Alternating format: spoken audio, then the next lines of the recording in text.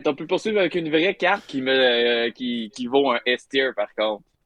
Ah, ça non, toi. Attends, on va en discuter, puis je veux que Vlad parle avant toi, t'es trop énervé. Vlad, le Crate Dragon. Euh, Creed Dragon, je le mets honnêtement à S tier. Je vais donner comme mon expression, tout le monde va me tag, je vais donner à César ce qui était à César. Parce que le Creed Dragon, quand il embarque sur le jeu, il fait extrêmement mal. J'ai joué cette fin de semaine, j'ai joué un Planetary et je jouais un Heavyweight Championship avec mon adversaire, contrôle contre contrôle, paf, paf, paf, paf, on me hit. J'ai 15 ressources. Lui, il en a 14. J'enlève son Avenger. Il enlève mon Destroyer. Là, il me sort un Great Dragon. C'était fini. C'était fini. J'avais plus de réponse. J'avais plus j'avais plus de contrôle dans mes mains.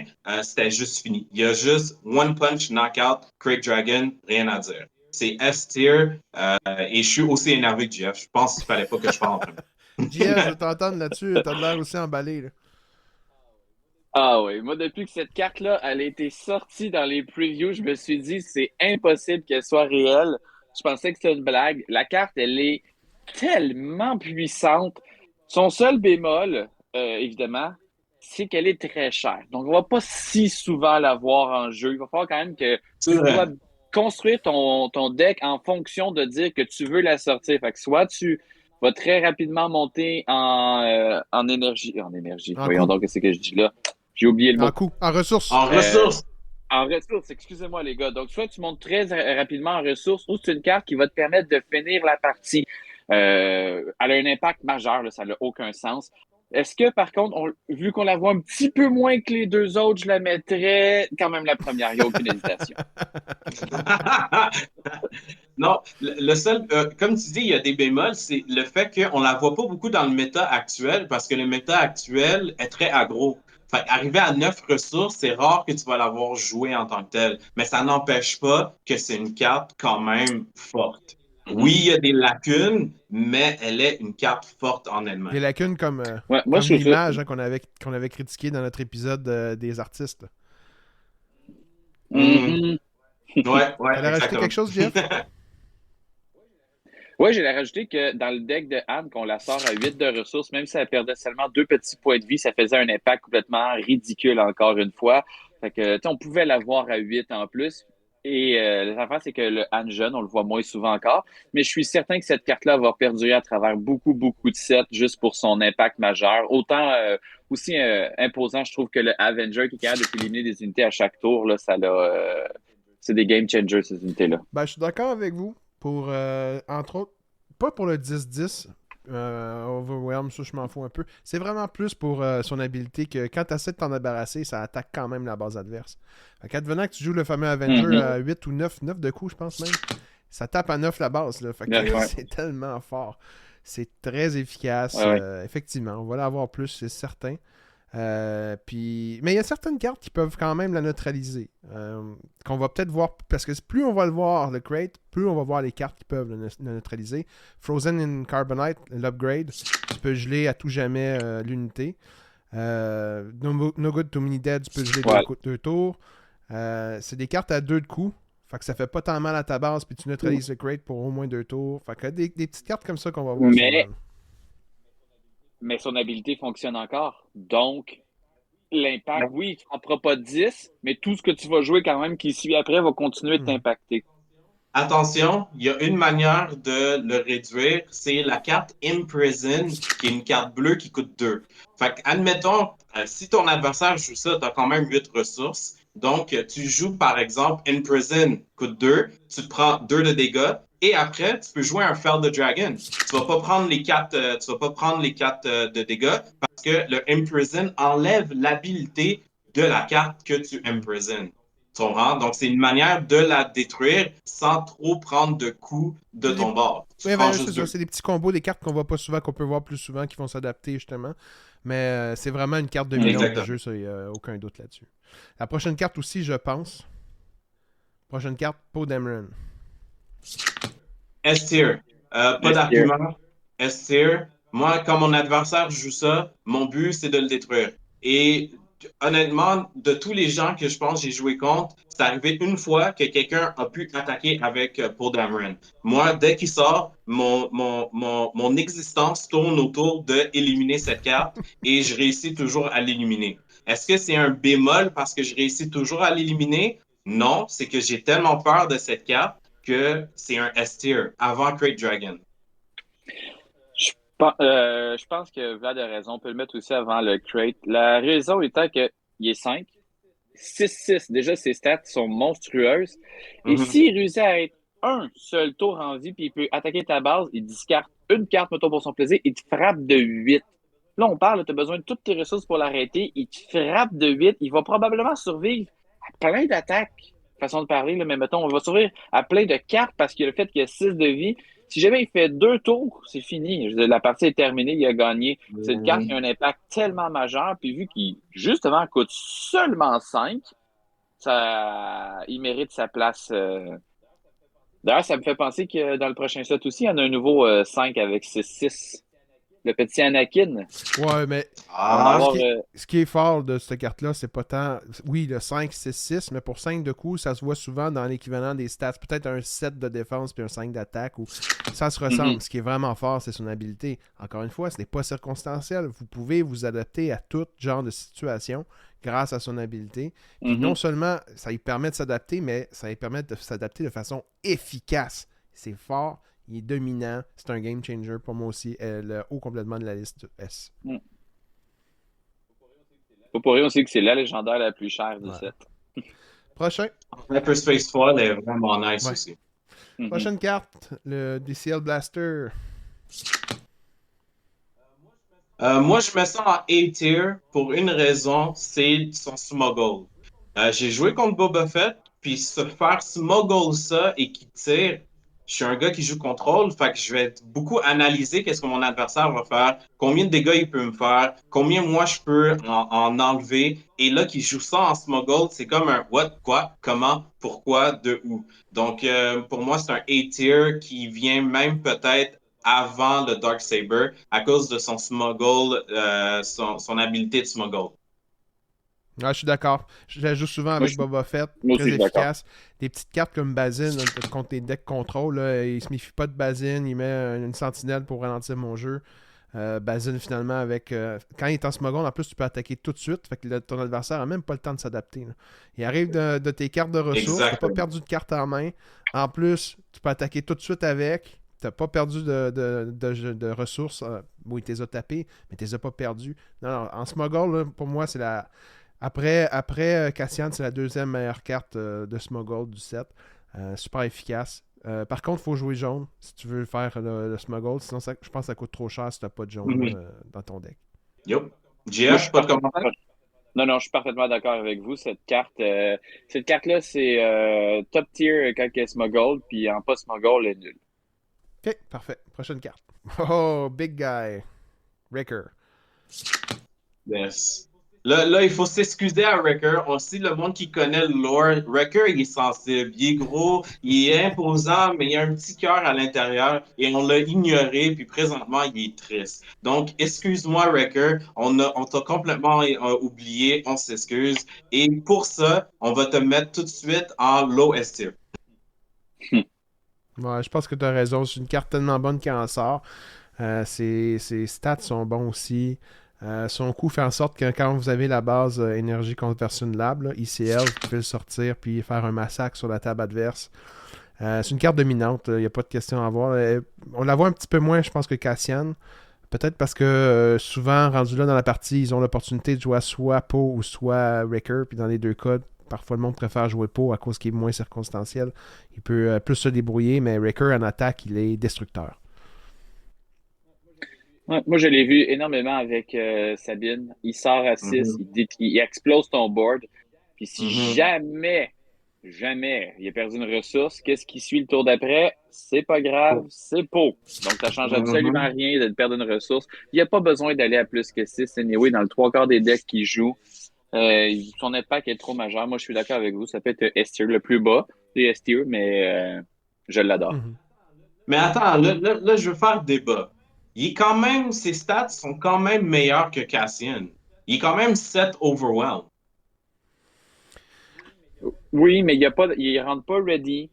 Il est quand même à 6 de coups. Il y a un impact. Si tu le fais ECL, il fait 7 overwhelm, OK, ambush. Puis en plus de ça, when played, il enlève quelque chose d'autre. Cassian fait juste arriver ready.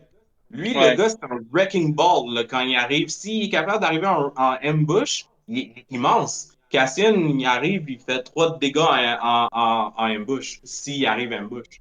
Mhm. On peut le mettre au. Ça ne me dérangerait pas qu'il soit en avant de Ok, on va Cassian. le mettre en avant de Cassian. Tes arguments sont valables.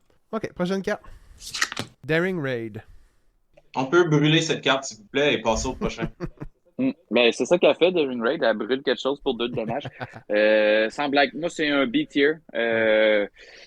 Elle est très bonne. Elle est très bonne. Il n'y a pas d'argumentaire contre ça. Sauf que c'est deux. C'est deux au moment opportun que tu as besoin de le jouer. Je l'aime bien. Mettons, la prochaine qui s'en vient m'écœure beaucoup plus à jouer contre que celle-ci. Ouais. Ça m'est arrivé souvent de perdre une partie aussi à cause de ça, là. Un joueur qui peut en À avoir cause deux de en le main, petit. mettons, ça fait 4 de dommages au dernier tour, t'avais pas vu, il n'y avait plus rien sur la table, puis il finit le jeu sans que tu puisses rien faire. C'est ce petit côté-là. Il n'y en a pas beaucoup de cartes qui permettent d'attaquer directement à la base, qui empêchent quelqu'un qui joue, mettons, contrôle, de l'empêcher les dommages d'arriver. Puis ce que j'aime aussi de cette carte-là, c'est qu'elle n'est pas circonstancielle. Vous pouvez attaquer aussi les unités à tout moment là, qui sont affaiblies pour s'en débarrasser une bonne fois pour toutes. On pense entre autres à Snoke, par exemple, là, qui fait des -2 tout le temps aux attaques. Ben, cette carte-là vient passer par-dessus son habilité. Et il y a plusieurs circonstances dans lesquelles elle est bonne. Par contre, pour 2 de coups, ben, moi je la mettrais aussi dans B. Mm. L'OB, OB, où Ouais. est-ce qu'elle est présentement? Je pense que là où elle est Oh. présentement, c'est chill. Ouais, Ok. c'est parfait, là. Pillage. C'est pas un de mes choix, c'est un Pour des moi, votes. Je vais voyage, vous laisser dans l'argument, moi j'étais pas d'accord. ouais. T'es pas d'accord? Je suis quand même assez surpris. Pour moi, pillage, c'est un A.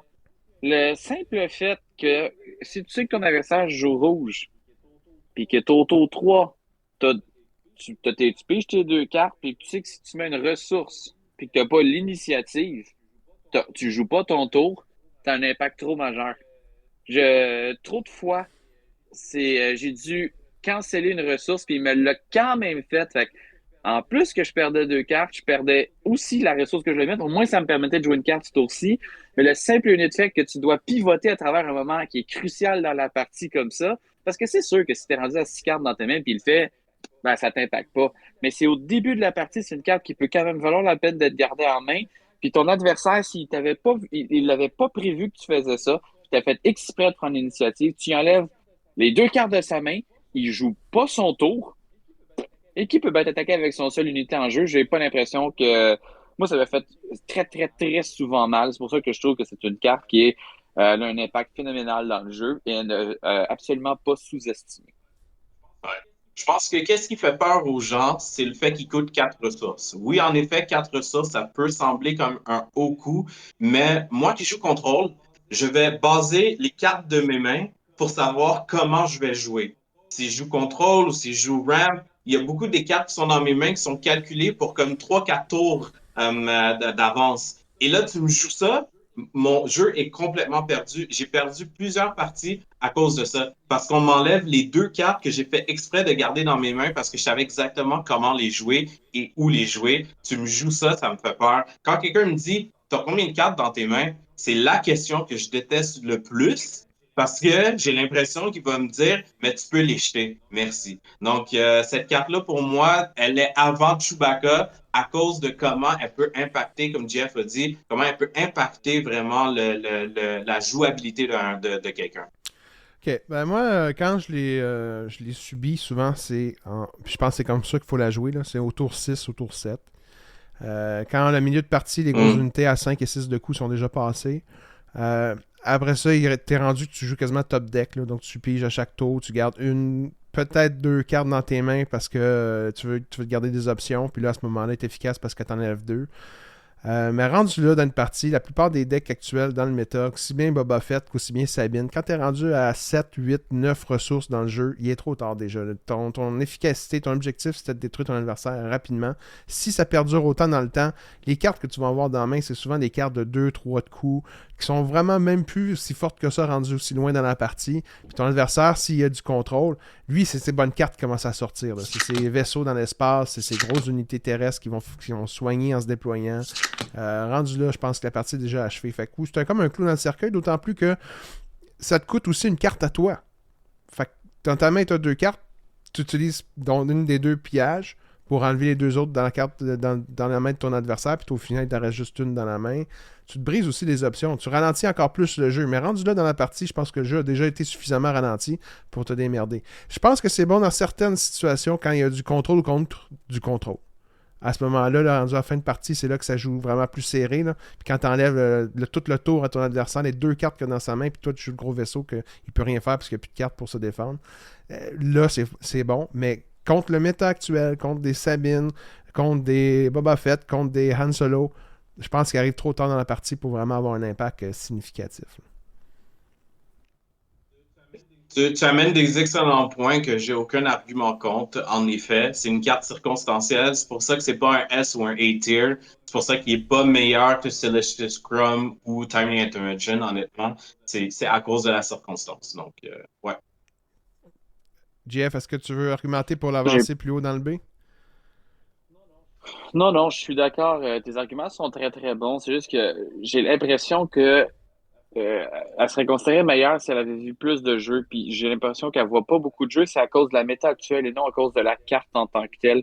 C'est que le rouge, il est pas si présent que ça dans les decks les plus forts. Puis mettons, tu vas me dire, il y a Boss qui joue, qui est rouge. Oui, mais Boss qui s'en fout de cette carte-là. Fait que c'est. Le concept étant pas, elle est pas mauvaise. Moi, je trouve qu'elle a vraiment, là, quand t'es. Justement, tantôt, tu disais à 6-7, moi, je trouve que tu utilisé un peu trop tard à mon goût. C'est quand tu viens jouer pour une unité, 7, c'est limite. Mais mettons que tu as 2 cartes en main. Tu avais prévu jouer Vader. Là. Je t'enlève tes 2 cartes. Tu pas de carte. Tu pas de carte en main. Fait que là, tu as 7 de ressources que tu peux pas dépenser.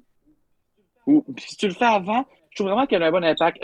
Mais vu qu'elle est plus circonstancielle, puis on dit souvent que le fait que c'est constable, les choses, que tu peux toujours les jouer, fait en sorte que ça elle perd de son effectif. Parce que si tu la pognes trop early, tu n'as peut-être pas envie de la jouer. Trop tard, elle ne sert plus vraiment à grand-chose dans la partie.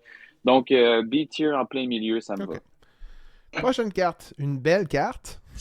Carte 2-2 avec Raid 2, mais c'est surtout son habilité qui fait en sorte qu'on ne peut pas l'attaquer avec des cartes qui font du dommage. On ne peut pas la capturer. Donc c'est très difficile de l'atteindre, de l'éliminer, sauf par du combat physique, là, par un autre vaisseau peut-être dans l'espace. Là. Ou en faisant des cartes d'habilité moins 2 d'endurance pour la détruire. Et dans le prochain set, on ne pourra même pas l'endommager. Ouais, ça, il met l'upgrade aussi. À mon avis, c'est la meilleure carte B-tier. Elle est littéralement dans tous les decks jaunes. Il n'y a aucune raison que tu ne l'aies pas. Ensuite de ça, son habilité est très fort. Au début du set, elle a vu beaucoup de jours avec Tarkin. On s'est rendu compte que si tu l'upgrades, ça devient juste un monstre. Ton adversaire, il est obligé de dealer avec immédiatement. S'il ne réussit pas à dealer avec, c'est des dommages qui se prend, puis qui se prend, puis qui se prend tout le long de la partie. Moi, il fait partie de mon deck. Moi, j'ai ma propre version de Boba Fett qui n'est pas celle que tout le monde joue, qui est un mix avec Tarkin. Cette unité-là, je l'ai montée très, très souvent du 8-8, 10-10, puis je fais juste littéralement exploser mes adversaires. Ils n'ont pas de réponse à l'espace, mais ils ont encore moins de réponse sur leur king. Pour moi, c'est une carte, en fait, c'est le pivot de mon deck. Mon deck qui tourne alentour de ça, évidemment. Donc, j'ai énormément joué. J'ai au-dessus de 100 parties avec. Il a été un point cumulant. J'ai 80% de win ratio avec ce deck-là. Cette carte-là fait en sorte que c'est le game changer. Il n'y a jamais de problème. Il n'y a pas de défaut à ce que ce soit sur le board. Je vois pas pourquoi qu'elle serait. Elle peut pas être high tier parce qu'à un moment donné, je veux dire, elle peut pas s'auto-buffer. On s'entend qu'elle a besoin que tu pivotes alentour pour qu'elle devienne très forte, mais considérant que c'est une excellente base, ça serait la plus forte des B pour moi. Je serais d'accord avec ça de le mettre dans le plus fort des B. Honnêtement, le point faible de cette carte, puis ça a été une controverse pendant tellement longtemps, de savoir comment enlever, juste à cause de ça, ça fait couler beaucoup d'encre si on lisait toujours les journaux. Comment on fait pour l'enlever et make an opening, c'est-tu make an opening, je pense, qui est bleu, Make Ouais. an Opening fait -2/-2 et Snoke ne le fait pas parce que c'est une card ability. Mais -2/-2 en tant que tel avec Make an Opening, c'est la seule manière de t'en débarrasser. Heureusement que Make an Opening coûte 3 parce que si mon adversaire joue ça, moi, je joue Make an Opening. Fait que c'est arrivé où j'ai joué contre quelqu'un qui avait ça, j'avais Make an Opening dans mes mains, j'attendais qu'il le joue pour le jouer. J'ai passé, j'attends qu'il joue et je le joue. Donc, ça a comme une sorte d'effet où ce que quand un adversaire le joue, il faut que tu trouves une manière de t'en débarrasser tout de suite, comme JF a dit. Mhm. Moi, je l'aurais mis, pour être un peu plus gentil, parce que la carte est belle, je l'aurais mis low A-tier.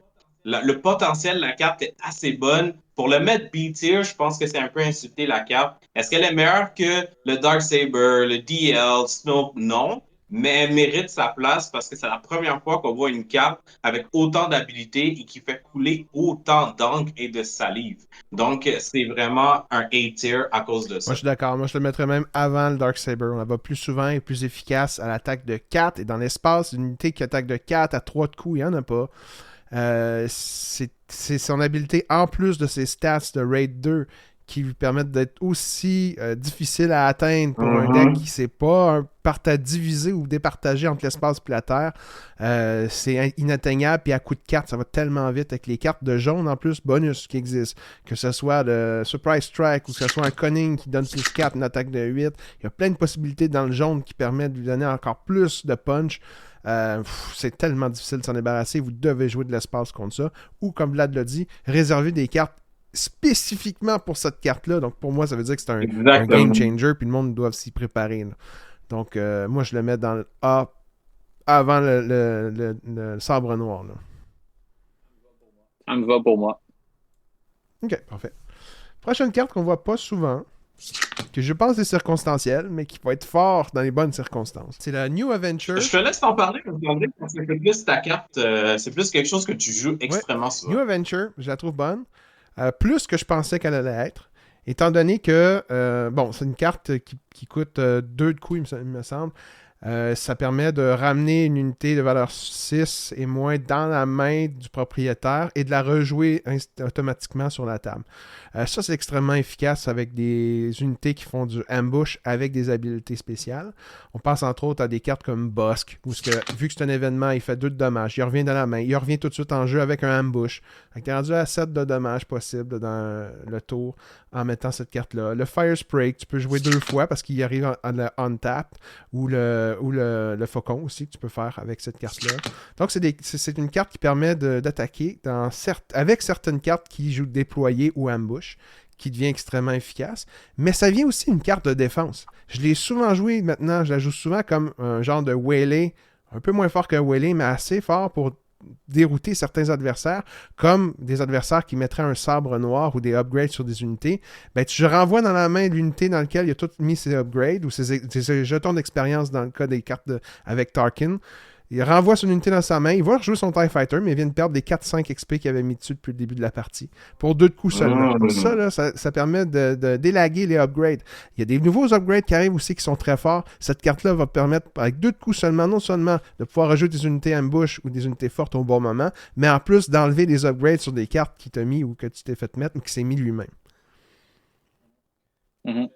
Moi, je l'avais pas mis dans les top 20 cartes parce que je trouve qu'elle était assez spécifique à certains événements. Mais c'est une des cartes pivot aussi de mon deck parce que moi, ce que j'adore faire jouer avec, c'est jouer Triple Dark Raid. Je vais chercher la carte que j'ai besoin de jouer. Puis des fois, je vais jouer à New Adventure tout de suite après pour pouvoir que cette carte-là rentre ready. J'attaque, je reprends ça, je le remets. Puis souvent, c'est des cartes qui vont avoir des gros effets. Comme j'adore aller chercher le TIE Advance. Fait que je joue mon TIE Advance. Mon Lurking est rendu 4-4. Je t'attaque avec. Je joue un New Adventure. Mon Lurking est rendu 6-6. Je te fesse de 10. 8, je veux dire, excusez-moi. Et c'est complètement. Puis ensuite, tu es capable de dealer avec. Cette carte-là, New Adventure, m'a sauvé les fesses plein de fois avec son habilité. Va chercher Fed Fire Spree, comme disait Marc. Il y a tout plein de cartes si tu rentres en jeu ready ou que tu as un bush ou que tu as une habilité que quand tu la joues est très, très puissant, c'est des cartes. New Adventure, c'est un bijou. Par contre, je l'ai pas beaucoup vu jouer par presque personne. J'étais quand même surpris. Donc, je me suis dit, ah, peut-être que je suis le seul qui la trouve bon. Je suis content que Marc la trouve très bonne, toi aussi. Rendu là, par contre, j'ai la misère à la situer dans le top 20, par contre. Ouais. Non, mais moi, en tant qu'impartial des deux, parce que c'est une carte que j'ai jamais jouée de ma vie, Mhm. je la mettrais peut-être avant, après Chewbacca. Désolé, j'ai bug pour quelques secondes. Après Chewbacca. Puis j'ai une question pour vous, OK? Si, Ouais. admettons, tu joues Triple Dark Raid, tu vas aller Ouais. chercher la carte que tu veux, puis à la fin du tour, il faut qu'elle revienne dans ta main, n'est-ce pas? C'est ça, Triple Ouais. Dark Raid. Mais Ouais. admettons, tu joues Triple Dark Raid, tu amènes une carte, elle vient ready, tu attaques. Après, tu joues New Avenger. Tu la ramènes dans ta main. Est-ce que Non. l'habilité de Triple Dark Raid est annulée parce Oui. que tu as fait une autre carte qui donne une autre habilité? Exactement. Parce que Elle va rester en jeu. T'as elle va cancellé. changer parce que tu as Ouais. annulé, t'as annulé l'effet du Wow. Triple Dark Raid. Exactement. Donc, le super concept initialement qui a été sorti, puis c'est Unplayable, je pense qu'il l'avait mentionné. Tu Mhm. jouais, tu jouais Boba Fett, tu jouais Triple Dark Raid, tu sortais le Boba Fett, le Fast Fire Spree, excusez-moi, t'attaquais avec, tu jouais New Adventure, tu rejouais Fast Fire Spree, t'attaquais avec, puis t'avais cancellé le fait qu'il y en a dans tes mains, ce qui fait qu'au final, t'avais réellement payé 5 de coups, t'avais frappé de 10, puis il était encore en jeu. Wow! Mais juste pour ça, très circonstanciel, mais juste pour ça, je le mettrais cependant avant Celestial Scrum. Parce que Ouais. être capable de faire un combo, là on parle de l'habilité de la carte, c'est extrêmement intelligent. Si tu es capable de faire ce combo-là, ça devient une carte qui est dangereuse pour le futur. On a mis Snoke en A à cause de son extrême potentiel. Je pense que New Adventure devrait être bumpé à cause de son potentiel de combo qui peut être malade. Et écoutez, avec cette carte-là, tu peux enlever l'effet d'une autre carte qui était négative. C'est quand Mhm. même une bonne habilité quand tu y réfléchis, si tu es capable de jouer comme une Ouais, fois. moi, je le mettrais en haut Je suis d'accord. complètement du B. Parce que je trouve qu'entre Timely Intervention puis la carte New Adventure, tu as beaucoup plus de chances de jouer New Adventure qui va changer la partie qu'un ambush. Boba Fett Yep. Armure. Moi, Boba Fett Armure, à part quand tu la mets sur Boba Fett, c'est une carte très normale qui donne plus 2 à l'attaque. Est bonne avec Boba Fett, très très bonne avec Boba Fett. Ben, dans la circonstance où tu dois absolument avoir soit l'unité ou soit le leader pour pouvoir la mettre si efficace, je la mettrais dans C. Parce que tu ne verras dans aucun autre deck que ceux de Boba Fett. Puis c'est seulement fait pour Boba Fett. Puis c'est seulement bon pour Boba Fett. Fait qu'en termes de cartes en général qu'on est en train d'évaluer dedans le set, bah, c'est tellement circonstanciel qu'il faut un Boba Fett que je la mettrais dans C. Par contre, si Ouais. c'est pour dans ton deck Attends, Boba Fett, c'est un attends, S de Boba Fett. Mais pour le jeu en général, si tu la joues juste avec Boba Fett, je trouve que la carte est. Puis c'est pas tout le temps que tu peux la jouer juste sur Boba Fett. Souvent, le monde va attendre que tu déploies Boba Fett, puis attendre justement de t'éliminer avant que tu puisses la mettre. Fait qu'il y a déjà une espèce de rouage le monde commence à savoir comment jouer pour empêcher cette carte-là d'être jouée sur Boba Fett. Là. Moi, j'ai deux questions pour toi, Marc. Es-tu certain qu'on peut la jouer sur Boba Fett? Puis la deuxième question, j'aimerais ça que le public dise, selon eux, combien de fois Marc a dit Boba Fett dans les dernières 60 secondes. Mon guess, 22. Hey, c'est Boba Fett armure. Sans blague, tu peux couper à ce moment-là. Tu as dû dire Boba Fett trois Les fois. chiffres vont apparaître à l'écran. Ah, tu le mettras, c'est exceptionnel, honnêtement. Fait que les avions sérieux. Donc, Marc, mes deux questions, qui sont un peu, c'est des blagues évidemment, mais je suis d'accord avec toi. Boba Fett armure, c'est juste bon avec Boba. C'est juste bon dans un seul deck de Boba, ou les decks de Boba. Dans le futur, vas-tu le voir plus le jour? Non, à moins qu'on sorte une nouvelle carte encore. Très, très, très fort pour cet archétype-là de deck en ce moment, dans la méthode très, très fort. On se téléporte 3 sets plus tard, on n'entend probablement plus parler. C-tier, ça me va. Ouais, je suis un peu d'accord avec vous. Moi, j'avais peur que vous le mettez vraiment haut tier parce que vous êtes des fans de Boba Fett, mais pas moi. Fait que le mettre C-tier, ça me va très bien. J'ai encore une carte dans mon deck qui est spéciale pour ça, qui est Confiscate. Je pense que vous êtes un peu sévère avec. Je pense qu'il mérite au moins un B-tier. C-tier, c'est comme si vous êtes en train de dire que si la carte n'existait pas, il n'y aurait aucun changement. Et je pense qu'il fait quand même mal que tu le mets à Boba Fett même si c'est juste à lui que tu peux lui mettre. mais c'est quand même une bonne Ouais, c'est vrai. carte.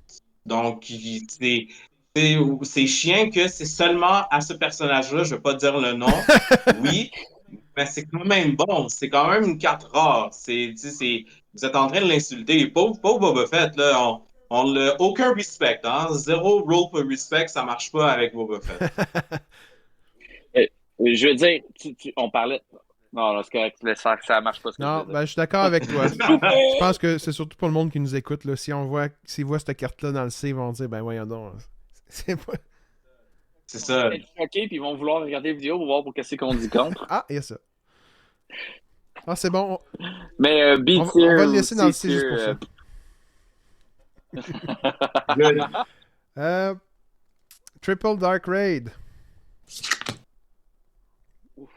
Il était nous Écoute, autres moi, une chose de Triple Dark mauvais con. Raid, je vais commencer à parler par rapport à Triple Dark Raid. Je dirais que cette carte-là uniquement m'a fait hésiter à construire un deck jaune à cause de l'habilité de la carte, que tu peux aller chercher cette carte, trouver un véhicule, la jouer, elle vient ready et après tu la remets dans ta main. Juste le fait, comme Cassian Endor, on l'a mis S-tier parce qu'elle vient ready. Triple Dark Raid, tu vas aller chercher une carte, elle coûte 5 de moins, puis elle vient ready.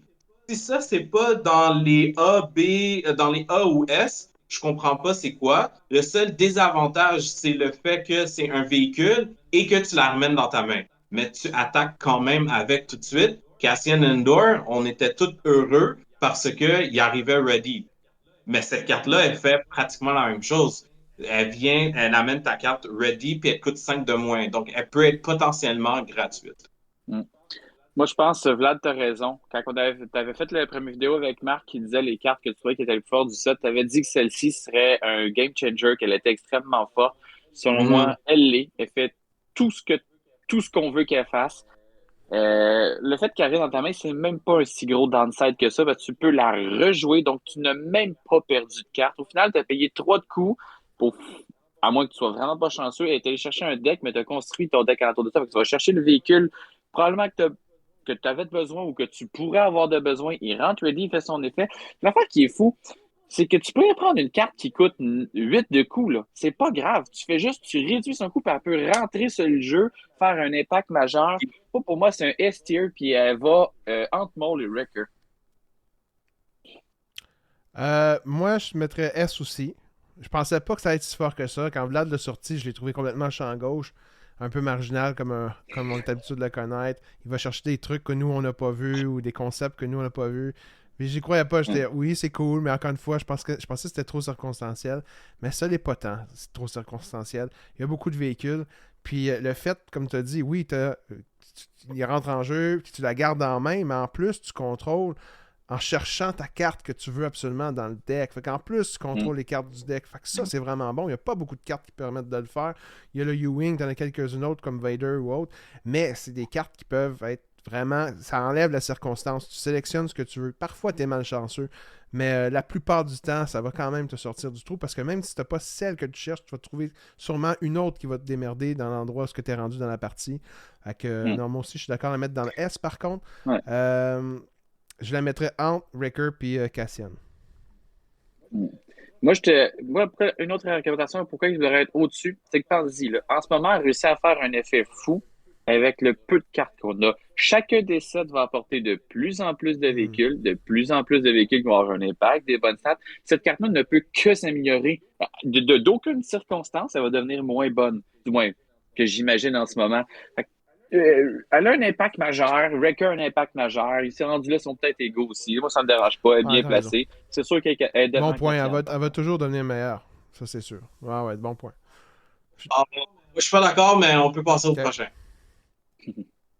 Toro. Toro, moi, je l'utilise souvent. C'est un personnage au début que j'avais sous-estimé, mais maintenant, je le trouve bien meilleur que Boba Fett pour le 10e du prix en plus. L'unité Boba Fett qui est aussi de 3-5, mais qui peut utiliser son habilité à Boba Fett seulement dans des circonstances très très spécifiques. Quand ton unité est tapée, qui était parvée à ce tour-ci, tu peux doubler ton attaque. Tandis que lui, la circonstance est beaucoup plus facile à contrôler. Si tu as des decks qui ont des Bounty Hunters, dès que tu as rentré un, tu l'abîmes, tu détapes Toro qui peut faire 1 ou 2 attaques pendant une seule phase. Ce que je trouve fort aussi, c'est quand tu attaques avec, exemple, le DCL avec Taureau, la première attaque, il y a son bonus de plus 2 en attaque. Il n'y a pas un minimum de boost que tu peux mettre dessus pour qu'il attaque à chaque tour. Fait que plus ce personnage-là, tu lui donnes des bonus, des upgrades pour la phase. Exemple, Cunning plus 4, j'ai déjà fait. Ça lui donne un 7 d'attaque. Tu peux jouer après ça une unité Underworld, même si c'est une petite unité parce qu'il reste pas beaucoup de coups comme un Greedo. Tu tues Greedo, c'est pas grave, il meurt d'une shot, mais tu peux faire l'habilité de Greedo et tu peux untap pour attaquer une deuxième fois avec 7 d'attaque. Fait 14 dans un tour. Il attaque tout le temps, il attaque souvent, il est beaucoup plus efficace que Boba Fett, selon moi. Fait qu'il va au moins dans le A. Moi, je le mettrais en avant de Snoke même. Wow! Wow! Ça, c'est un hot take. Moi, je l'aurais mis exactement là où ce que tu l'as mis présentement. Oui, il mérite d'être dans le hot tier à cause de son habileté, qu'il peut revenir ready. C'est-tu lui qui fait ça? Ouais. Ouais. Ouais, c'est ça. Ouais. Désolé. Il peut revenir ready en tant que tel, mais je le trouve pas meilleur que Darksaber, Lurking ou Snoke. C'est quand même une 3-3-5. C'est facile à être enlevé. Takedown l'enlève. Si tu as juste lui, Power de Darkseid, ah non, il y a trop de choses que tu peux t'en débarrasser très, très, très rapidement. C'est mon argument là-dessus. La seule chose que je trouve cool, c'est l'art. Puis c'est une 3-5. Ouais. Ben moi, je suis 100% d'accord pour tous les arguments que tu as dit, Marc. Je trouve qu'elle est très, très forte. Je la mettrais. Ouais, c'est tough à dire. Devant Snoke, l'affaire, c'est que je trouve que le Tyler King est aussi fort. Ah, donc, les deux ont des gros impacts majeurs. Moi, je l'aime bien aussi, Taureau. J'ai rien à dire de mal contre. Bon, ok, on va la mettre, mettons, entre le Lurking Type et le Darksaber. Ouais. C'est beau ça, Dernière oui. carte, messieurs, on y est arrivé. Tech. Yes. Le fameux Tech, carte qui, à mon avis, est beaucoup trop sous-estimé par le joueur moyen. Ils n'auront absolument pas vu venir le fait que ça transforme toutes tes cartes en Smuggle, c'est-à-dire que peu importe ce que tu avais, c'est pas grave. Pour un moindre coup, ça peut sortir. Donc, si tu es dans la merde, Tech est en jeu, t'es pas réellement dans la merde. Son impact est majeur. Tu peux faire des combos complètement ridicules. Avec DJ, par exemple. Malheureusement, DJ, on ne l'a pas sorti dans le top 20, mais il a passé tout près de le faire. Donc, je ne sais pas si quelqu'un se l'est déjà fait faire, mais moi, je l'ai fait et je me suis fait faire. Tu mets Tech en jeu, tu sors DJ, tu y voles une ressource, tu scrapes cette ressource-là par la suite. Merci, bonsoir. Toi, t'es plus un, lui, il est moins un. C'est un impact majeur dans le jeu. Tech, en plus, tu peux faire ça n'importe quoi. C'est bon. Smuggle, c'est bon. Tech, c'est bon. Ses statistiques lui permettent de rester en vie. Tout ça fait en sorte que pour moi, c'est un B-tier parce qu'il est quand même circonstanciel, malheureusement. Je le mettrais entre au même niveau que Chewbacca, à mon avis. Moi, je suis pas d'accord. Moi, je vais parler par rapport au lore de cette carte. Tech, comme on peut voir la carte, il est juste 2-5. Donc, Tech va pas beaucoup attaquer. Il est juste très intelligent, puis il sait comment aller à travers, puis smuggle. On voit le jeu de mots. Puis, avoir Tech dans le jeu, moi, en tant qu'un adversaire me joue Tech, je commence à stresser, ma tête me tourne parce que si mon adversaire a plus que 9 ressources, je n'ai aucune idée qu'est-ce qu'il va faire. Est-ce qu'il va jouer une carte de ses mains ou est-ce qu'il va jouer une carte de ses ressources? Il me donne mal à la tête. Comme Tech lore accurate, il est extrêmement intelligent avec ce qu'il fait. Donc, il mérite sa place dans le A tier à cause de l'habilité de la carte. Je l'aurais mis S tier si Tech, on l'aurait donné un fusil puis il attaquait pour 4 ou pour 5. Là, un 3, 4, 5, ça aurait été malade. Avec son habileté, ça serait pratiquement une légendaire. Mais à cause qu'il attaque seulement pour 2, je le mets quand même A tier à cause de son habileté. Il a une influence malade. Ouais. Moi, je le mettrais A derrière le Darksaber parce que il y a un deck qui peut être Mhm. construit autour de lui. Là, il y a DJ, mais il va peut-être en avoir d'autres cartes qui vont enlever des ressources. Puis si tu peux les jouer en Mhm. smuggle en plus, là, ça va devenir un autre type. Tu vas avoir le 1000, puis il va avoir le 1000 de ressources aussi comme style de jeu. C'est juste cette carte-là, c'est une carte qui va Ouais. permettre, aussi bien que Satine dans le niveau 7 qui va permettre le 1000, cette carte-là va permettre un style de jeu aussi différent qui va être construit autour de lui. Je pense par contre qu'il ne faut pas se leurrer. Même les joueurs moyens me connaissent maintenant le danger de Tech. C'est une cible rapide, fait qu'il faut construire autour de lui, le protéger si on veut transformer des decks qui vont utiliser son habileté au plein potentiel. Fait que oui, je le mettrai aussi dans le A derrière Ouais, le parfait. Darksaber. Ouais, quand quelqu'un joue tech, j'essaye le plus possible de l'éliminer parce que je veux pas donner l'opportunité à mon adversaire d'avoir les ressources comme main. Tu sais, déjà, quelqu'un a 6 cartes dans sa main, on peut stresser parce qu'on n'a aucune idée qu'est-ce qu'il peut jouer. Mais là, tu donnes, admettons, il y a 4 cartes dans sa main, il y a 4 cartes dans sa main, puis il y a 9 ressources, et il y a tech. Le gars, il a 14 ressources, 13 ressources. C'est malade, juste parce que tech est sur le terrain. Donc, il mérite Mhm. sa place. Ça me va aussi. Bon, ben hey, c'est ce qui Ah, le conclut, tableau, messieurs. il est Qu'est-ce que vous vide. pensez de notre tier list pour Shadow of the Galaxy ou Ombre de la Galaxie? Ben, la seule carte que je suis pas du tout d'accord, moi, ça Rule with Respect, elle devrait clairement être en haut, S tier, mais bon, ça a l'air que vous n'étiez pas tous d'accord avec nous, là. Non, sans blague, sans blague. Notre tableau est très beau. C'est vraiment intéressant. Je trouve que quand on les classe, de pouvoir discuter ensemble, ça serait encore plus fou si la communauté serait capable de nous écrire en même temps, dire hey, les gars, il y a ça, ça, ça. Mais vu qu'on ne fait pas en live, vous pouvez Mm. simplement l'écrire dans les commentaires, puis ensuite, nous, on va pouvoir réagir à tout ça. Mais j'adore. Notre liste, elle est très bonne. Ça représente, selon moi, bien le set. On en a bien parlé en long et en large. On a aussi considéré le fait qu'il y a un nouveau set qui s'en vient qui pourrait impacter certaines cartes. Donc, pour moi, ce tiers-là représente l'ombre de la galaxie. Ouh. 100% d'accord, rien à ajouter. C'est beau, j'ai presque une larme. C'est beau à voir les cartes en tant que telles. C'est des cartes qui ont été jouées. On a mis des forts là-dessus. Je suis content on a mis Wrecker à sa place. Là, il va pas pleurer avec son toutou dans le coin. Donc, je suis très content de notre Ouais, tir. moi aussi, merci beaucoup, messieurs, parce que à trois comme ça, je pense qu'on est plus juste dans notre analyse. Je sais qu'il y a du monde quand même à la maison qui vont peut-être contester certains de nos choix. Comme Jeff l'a dit, là, écrivez-nous, Ouais. parlez-en, puis des fois, ça nous fait réaliser, comme dans le cas de Gregor, que ce soit en personne en boutique ou que ce soit en ligne sur les réseaux sociaux, là, en gardant le respect toujours, là, mais en argumentant vos idées aussi, là. Donc, bon, ben sur ça, on va vous laisser. Ça fait déjà une longue vidéo qui va être sûrement divisée en deux pour le mettre sur YouTube dans les prochaines semaines. Merci, messieurs, d'avoir participé. Sur ce, je vous dis Merci Merci, Marc, merci à la Vlad. prochaine fois, que les probabilités soient avec vous. Au revoir.